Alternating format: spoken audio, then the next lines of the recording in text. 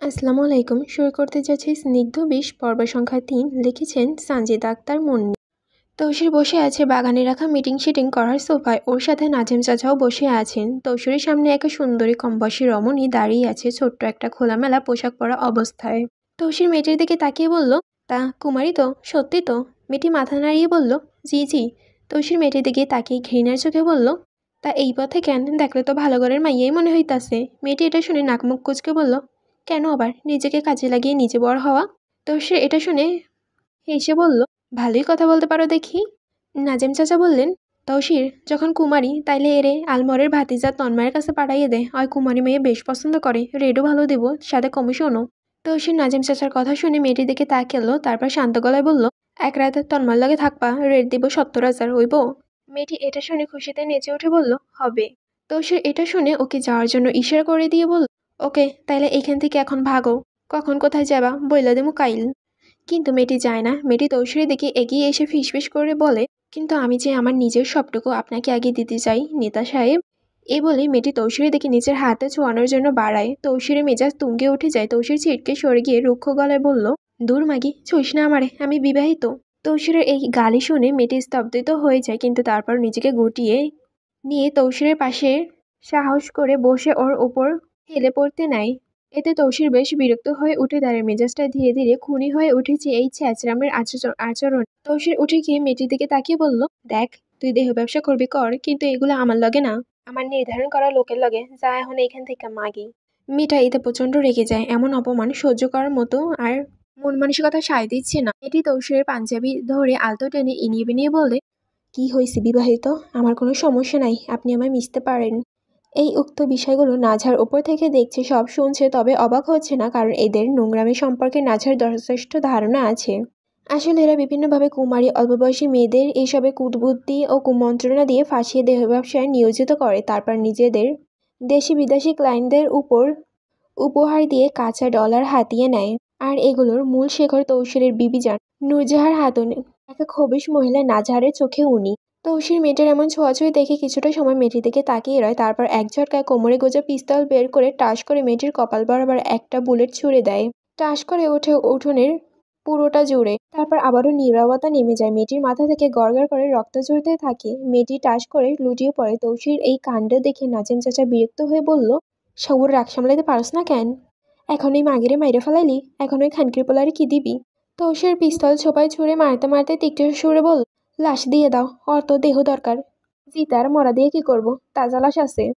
এই বলেই লুঙ্গি টাকনু দিয়ে বাড়ি মেরে তুলে দু হাতে তুলে ধরে বাড়ি দিকে এগিয়ে যায়। পাঞ্জাবিতে রক্ত লেগেছে। রক্ত দিকে তাকিয়ে ভিতরে যেতে যেতে বলে, সবুর এক জীবন মায়েরি, যেদিকে যায় ওইদিকে গাদ্দারি। তৌসির এই নারীর ঝামেলায় বেশি থাকে না। এগুলোর ওর বিবিজানা আর নাজিম চাচা মিনহাজ মামাই সামলায়। তবে মাঝে মধ্যে দু একজনে ধরে ক্লায়েন্টদের হাতে তুলে দেয়। নাঝার একদৃষ্টিতে মেয়েটির পড়ে যাওয়া লাশের দিকে তাকিয়ে আছে। কতটা অমানুষ এরা! আজ নাঝার বাড়ির লোক কেউ আসেনি, আগামীকাল আসবে নাকি নাঝার মনে বলে, না এলেই ভালো। আর নিজের বাপ চাচার মুখে দেখতে ইচ্ছে হয় না ওর। আজ তাদের স্বার্থপরতার নিরে ওর শ্যামপুরুষকে ও হারিয়েছে, চায় না আর ওদের মুখোমুখি হতে। নিজের শ্যামপুরুষকে না পাওয়ার যন্ত্রণা নাঝার যতটা পুড়ছে ততটা পুড়তে থাক, তারাও ততটা পুরুক তাকে না দেখে, ততটা কষ্ট জর্জরিত হোক তারা। নাঝার বেলকনিতে দাঁড়িয়ে এসব আওড়াচ্ছে। এই সময় তৌসির রুমে এলো। এসে নাঝারকে না দেখে বুঝে নেয় নাঝার বেলকনিতে আছে, তাই আর ওদিকে না তাকিয়ে নিজে পাঞ্জাবিটা বদলিয়ে বিছানায় রাখে। আর বিরক্ত গলায় গালি দিয়ে বলে, এই বালের মাইয়া সারাক্ষণ বেলকনিতে পড়ে থাকে। এই বলতে বলতে তৌসির ধীরে ধীরে পা বাড়ি বেলকনিতে এসে দাঁড়ায়। মেজাজও ভালো না, খারাপ খারাপ মেজাজটা খুনটুন করলেও হাতে চুলকায়, আবার না করলেও অশান্তিতে অশান্তিতে ভরে ওঠে মনটা। এ মনে হচ্ছে মহা এক যন্ত্রণা। তৌসির বেলকনিতে পা রাখতেই ওর নজর বন্দি হয় মহাবর্ত এক বিমূর্ত সুন্দর চিররূপ নাঝার দাঁড়িয়ে আছে। কোমর অবধি নিচ অবধি কোকড়ানো বাদামি কেশরত চুলগুলো ছড়িয়ে ছিটিয়ে আছে ওর পিঠে, হালকা বাতাসে উড়ছে। নাঝার আকাশের দিকে তাকিয়ে আছে। তৌসির পিছন থেকে নাঝারের চুলের দিকে খানিকটা মুহূর্ত চৈতন্য বিভোর হয়ে চেয়ে রয়, তারপর কিছু সময় পর বলে ওঠে, তালুকদারের মাইয়া, রাত বিরাতে এমন দাঁড়াইও না বেলকনিতে আইয়া, পরে জিনে বালগুলো তোমার আগুনের রূপের নাহান জ্বলে যাইব, তোমার পিছনে কুত্তার মতো পড়ে যাইব। নাঝার তৌসিরের কথা শুনে খানিকটা ভরকে যায়, তারপর ধীরে ধীরে পিছনে ফিরে তাকায়। একবার তাকিয়ে চোখ অন্যদিকে সরিয়ে নেয়। তৌসিরের পরনে চেক লুঙ্গি আর সাদা স্যান্ডু গেঞ্জি। স্যান্ডো গেঞ্জি পরে তৌসিরের বলিষ্ঠ জিম করা নিখুঁত পুরুষালী শরীরটা দেখা যাচ্ছে, এর মধ্যে ফর্সা গায়ের রঙের জন্য আরও বেশি নিখুঁত লাগছে। তৌসির নাজহারকে অন্যদিকে তাকাতে দেখে বলল, শোনো, এমন নাক সিটকাইও না, আমি তোমার জামাই, বাইরের কেউ না। নাজহার তৌসিরের কথা অন্যদিকে তাকিয়ে বলল, আমি এই বিয়ে মানি না, আমি আপনাকে মানি না। নাজহারের কথা শুনে তৌসির নাজহার দিকে একটু এগিয়ে এসে কপাট গলায় বলল, জামাই মানুষ না তো এখানে কি করস? যা, দৌড় দে নিজের বাড়ি, আমার তোর মতন বউ লাগবো না। নাজহার তৌসিরের কথায় তৌসিরের দিকে কটমট চোখে তাকালো। রাগে গা জল করে উঠছে এত বড় অপমানে। নাজহার নিজের 2 হাত মুষ্টিবদ্ধ করে বলল, চলে যেতে পারলে থাকতাম না এখানে।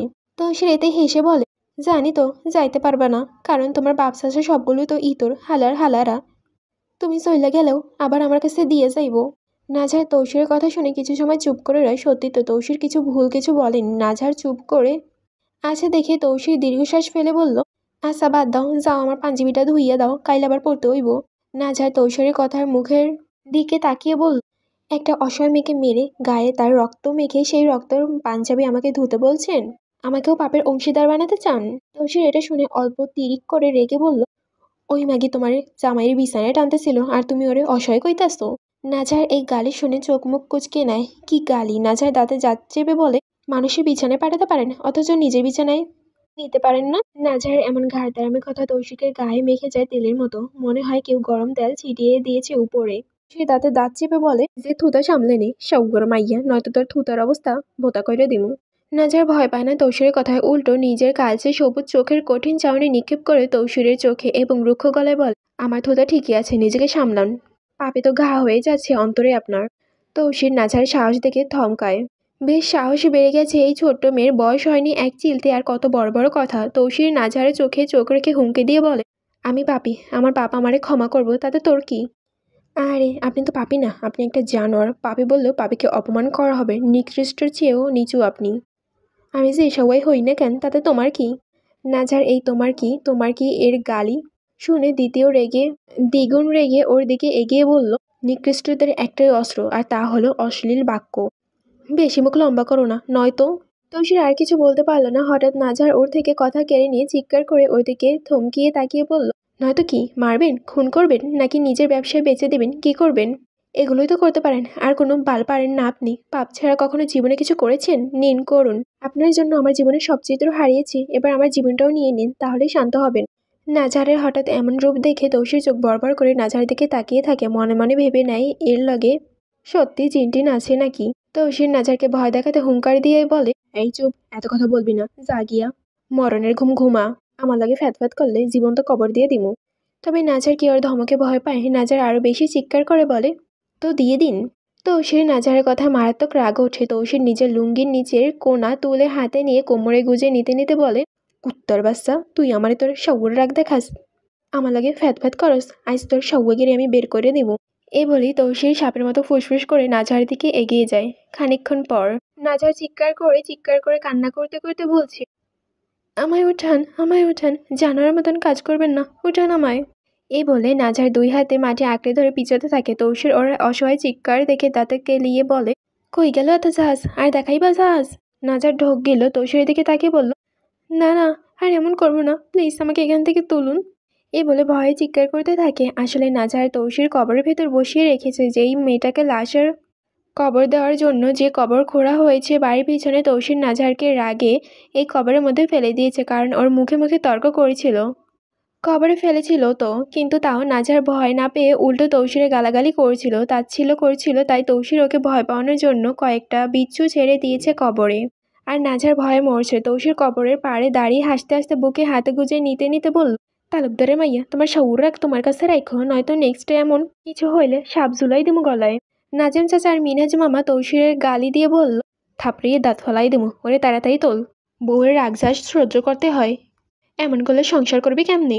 তৌসির বুক ভরে শ্বাস নিয়ে এক লাফে কবর ভিতরে নেমে নাজেম চাচার উদ্দেশ্যে বলল, আর সংসার যে লেদা বাচ্চা জুলাই দিছে গলায়, এর লগে সংসার করলে তৃতীয় বীর্যযুদ্ধ বাজ্যে যাইব আমার লগে। এই বলে গ্লাস হাতে দিয়ে বিচ্ছুগুলো হাতে নিয়ে অন্যদিকে ছুঁড়ে মারল। নাজহার এখন ভয়ে সিটিয়ে আছে। মিনাজ মামা বললেন, তুই বৌমারে লইয়া আয়, আমরা গেলাম। বলে নাজেম চাচা আর মিনাজ মামা চলে যেতে থাকেন। তৌসির মুচকি এসে নাজহারের দিকে তাকালো, তবে হাসিটা মুচকি না, তাচ্ছিল্য হাসি ঠিক হবে। বললে। নাজারের দিকে তাকায় তৌসির, এক পলক তাকিয়ে চোখ ফিরিয়ে নেওয়ার জন্য চায়, কিন্তু বরং সাধ্য হয় না ফিরিয়ে নেওয়ার। নাজারের ফর্সা গালে অল্প মাটি লেগে আছে, নাজার কুয়াশা মাখানো কালো পান্নার মতো সবুজ চোখের তৌসির স্পর্শ ছুঁয়ে যাওয়ার ঘৃণ্য চাহনি দেখতে পাচ্ছে। নাজার তপ্ত কুসুমরাঙা রক্তিম অধরখানা রাগে কাঁপছে, মনে হচ্ছে অধোদয় জোড়া গোলাপ কুসুমের খাঁচা। তৌসির নিজের নজরকে সামলে চোখ বুজে কিছুটা সময় বুক ভরে শ্বাস নেয়, তারপর চোখ খোলে, নাজার দিকে হাত বাড়িয়ে বলে, চলো উড়ো।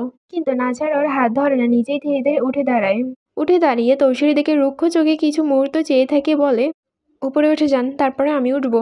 তৌসির নাজারের কথা কিছু বলে না, চুপচাপ কবর থেকে উঠে এক হাঁটু গিয়ে বসে নাজারের দিকে হাত বাড়িয়ে দেয়। কিন্তু নাজার আবারও আগের মতো কাজ করে, নিজেই নিজে কষ্ট করে উপরে উঠে পড়ে। তৌসির নাজার এমন জেদ দেখে দাঁতে দাঁত চেপে বলে, জেদ দেখাইতাছো? কিন্তু নাজার কোনো উত্তর দেয় না, চুপচাপ নিজের ওড়নাটা মাথায় টেনে নিয়ে বাড়ি দিকে এগিয়ে যায়। নাজার এমন উগ্র স্বভাব দেখে তৌসির তপ্ত শ্বাস ফেলে আসমানের দিকে তাকিয়ে বলে, তুমি একে এমন ঝালমরিচ আমার কপালে জুড়াই লাল্লা। ঘড়ি কাটায় 3টা এসে থেমেছে। চারপাশে একদম স্তব্ধ নিস্তব্ধ, কেবল মাঝরাতে শোনা যাচ্ছে পেছনের ঝোপঝাড়ে চিকিচিকি পোকার মৃদু সুর। এমন সবাই নাজার দাঁড়িয়ে আছে বাড়ির পেছনে সেই কবরস্থানের কাছে। এত রাতে এখানে আসার কারণ একটাই, আর তা কি? তা হলো প্রতিশোধ। তৌসিরের কাছে তার ভাঙা আত্মসম্মান, যন্ত্রণার অসহায় প্রতিশোধ নেওয়া।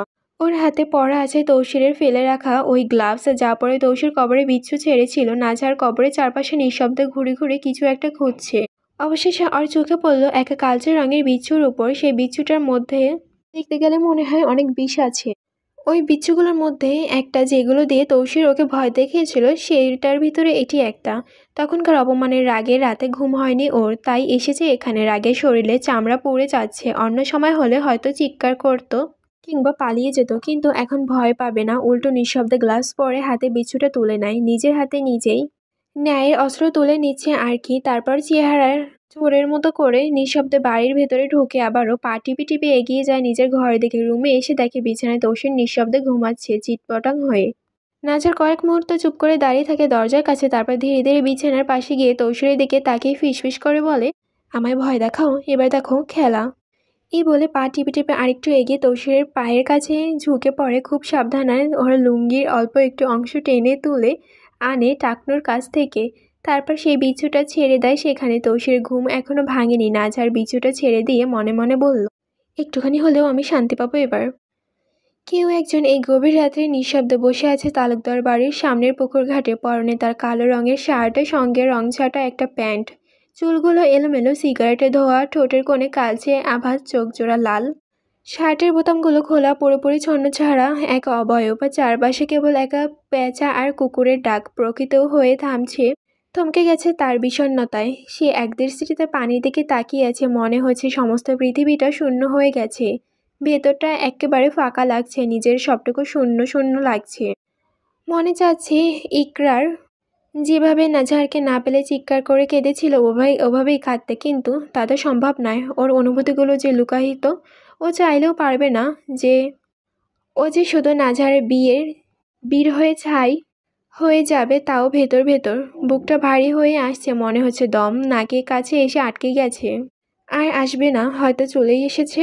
সে পানির দিকে তাকিয়ে হাতে থাকা সিগারেটটি টেনে ঠোঁটে ধরে বলল, রুদ্ররাগিনী এত তাড়াতাড়ি শেষ হবে এমন তো ছিল না আমাদের গল্প। তবে তুমি কেন আজ তলিয়ে গেলে অন্য কারোর নীড়ে, বলো। দীর্ঘশ্বাস ফেলে নিজের চোখে দুফোঁটা জল গড়িয়ে পড়ল, তা মুছে নিয়ে বিধ্বস্ত গলায় বলল, ও মন, সে তো অন্য কারো, তবে তুমি তার জন্য কেন এতটা পড়ছো? এবার মাথা নিচু করে ফুপিয়ে কেঁদে উঠল। বুকে ধড়ফড় করছে, খুব কষ্ট হচ্ছে। ও যন্ত্রণা নিজের বুকে হাত চেপে ধরে চোখের পানিগুলো টুপটাপ করে সিঁড়িতে পড়তে থাকে। নিজেই নিজেকে বল, আমি মানতে পারছি না, তুমি আমার হয়েও কেন আমার হলে না, নাকি তুমি আমার হবারই ছিলে না? ফুপিয়ে শ্বাস নিয়ে আবার বুক ভরে শ্বাস নিয়ে আফসোস করে বলে, তোমায় আমি বলতে পারিনি আমার না পাওয়ার স্নিগ্ধ পদ্ম কতখানি ভালোবাসি তোমায় আমি। এ বলে মাথা তুলে চারদিকে তাকায়, তারপর চোখের পানি মুছে পাশে রাখা সিগারেটটি হাতে তুলে নেয়। আঙ্গুলের গিঁটে তাকে তাক করে মুখে নেয়। কান্না ভাঙা গলায় আকাশের দিকে তাকিয়ে অভিযোগের গলায় গেয়ে উঠল, ভাবতে ভাবতে তারে আমি চোখ বুঝিয়া জড়াই ধরি, চোখ মিলিয়া দেখি আমি সে যে বুকে নাই।